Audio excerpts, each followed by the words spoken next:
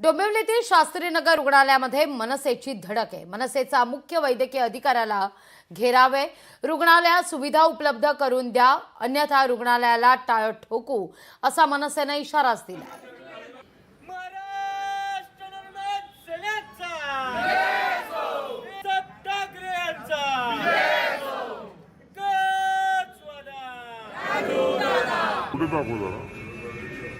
या शहरात आज 10 लाख ते 12 लाख वस्तीचं शहर आहे। आज या शहरात ज्या बेसिक सुविधा मिळायला हव्या आहेत त्या सुविधा इथे मिळत नाही। आता मध्यंतरीच एक 15-20 दिवसापूर्वीची गोष्ट असेल, आमच्या ग्रामीण भागातली एक माता भगिनी इथे आली होती सर्पदंशाच्या याच्याकरता।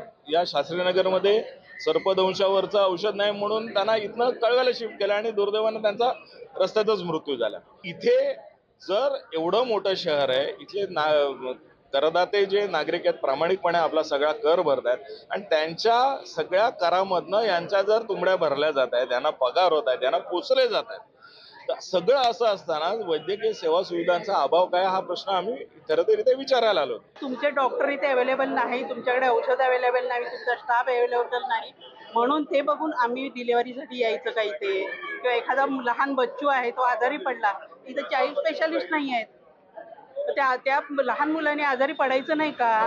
तुमचा डॉक्टर अवेलेबल असेल तेव्हाच आम्ही आजारी पडायचं का? हे प्रश्न आहेत आमचे, सर्वसामान्य जनतेचे प्रश्न आहेत ते आज आम्ही जाब विचारण्यासाठी त्यांना आलेलो आहे।